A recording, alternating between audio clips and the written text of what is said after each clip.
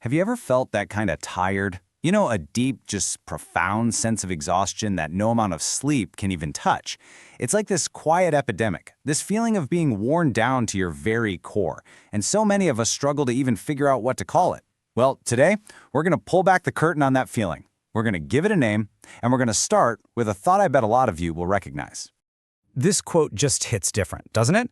It gets right to the heart of the matter. This isn't about needing another hour of sleep. No, this is a bone-deep weariness. It's a fatigue of the spirit. It's that feeling of running on empty for so long that you've honestly forgotten what a full tank even feels like. All right, so let's just start there. Let's just sit with this feeling for a minute. We're going to explore what this kind of exhaustion really is and why it feels so completely different from just being, physically tired. And this is the great paradox of it all, isn't it? To everybody else, you look fine. You're getting up, you're going to work, you're smiling when you're supposed to. But inside, you are carrying this immense invisible weight. It's this profound kind of loneliness, performing normalcy while feeling anything but. And look, this kind of exhaustion, it doesn't just pop up after one bad week, oh no. This is the result of 1,000 tiny moments where you kind of abandon yourself. It's every single time you said yes when you really meant no, every time you just pushed through when your body was literally screaming at you to take a break. It's the slow burn cost of constantly putting everyone else's expectations ahead of your own needs. And all of that, it leads to this feeling, this weird disconnect. It's like you're watching your own life happen, but you're not really in it. The colors seem kind of muted, the sounds are far away. Joy, excitement, passion, all those things feel like they're happening to someone else, on the other side of the glass. You're there, but you're not really there. But maybe the most damaging part of this whole experience is the story we tell ourselves about it. We start to believe it's some kind of personal failure. And that's a story we absolutely have to rewrite. Because I need you to hear this loud and clear. This is not a character flaw. And this right here is so important to understand. When that thought, "I'm tired of existing," sneaks into your head, it's terrifying. But it's almost never about wanting life to actually end. It's a desperate cry for the pressure to stop. It's your soul begging for a break from the performance, from the constant demands of the world. Seriously, just take a second and let that sink in. Feeling this way does not mean you are weak. It means you have been strong for way, way too long. It is the natural result of holding everything together for everyone else. It's time to see it not as a failure, but as a sign that you've been carrying way more than your share. So, if it's not a character flaw, then what is it? Well, believe it or not, there's a very real biological process going on here. Let's take a look at the neuroscience of what's actually happening inside your brain when you feel this way. Okay, so the first key term to know is emotional exhaustion. Think of your emotional energy like a bank account. For a long, long time, you've been making constant withdrawals without making any deposits, and now that account is completely overdrawn. That's why even a simple task like answering an email can feel like climbing Mount Everest.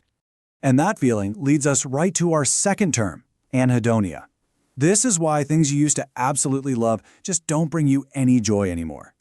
Your brain, in this amazing attempt to protect you from more stress or disappointment, has basically just turned down the volume on everything, and that includes pleasure. It's a survival mechanism, not a sign that you're broken.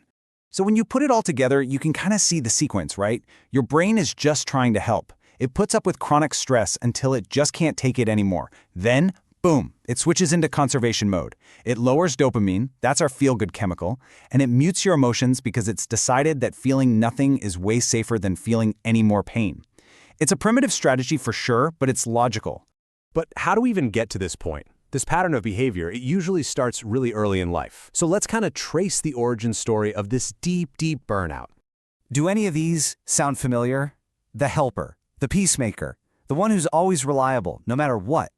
Yeah, the people who end up feeling this way are often the ones who learn that their value, their safety, their acceptance, it all came from being useful to other people. They became the rock because that's the role that felt the safest. And somewhere along the line, we all kind of bought into this quiet, cultural lie that being busy means you're important, that resting is lazy, that your worth is measured by how productive you are and how much you can sacrifice. You didn't burn out because you're lazy. You burned out because you cared so much in a world that never promised to care back. Okay, deep breath. We've talked about the feeling, we've reframed the guilt, we understand the science, And we've traced the origins. Now for the most important part. How do we start to heal? The good news is there is a gentle, compassionate way forward. And this is where we finally give this whole experience its proper name, meaning fatigue. This is the absolute heart of it. Your exhaustion is a signal. It's your deepest self telling you, hey, there is a huge mismatch between what you're doing every day and what actually matters to you. It's a compass, my friend, not a curse. So healing really begins by just swapping out the old, harsh rules for some new, gentler truths. Think of these as your new daily practices. The first one, stop pushing harder and start actually listening to your fatigue. Next, reframe rest. It's not some reward you have to earn, it is essential repair, like plugging in your phone when it's dead.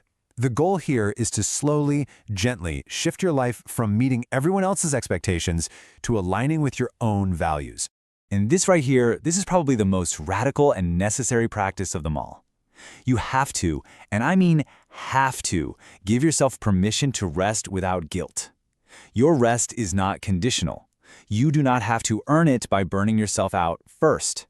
It is a fundamental human need, and honestly, it's the most productive act of healing you can do.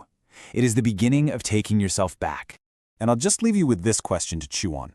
The problem has never been effort itself. It's been effort spent on things that drain your spirit. Just imagine for a second, what would it feel like to put all that energy towards something that actually fills you up? The goal isn't to stop trying. It's to finally start trying on behalf of yourself.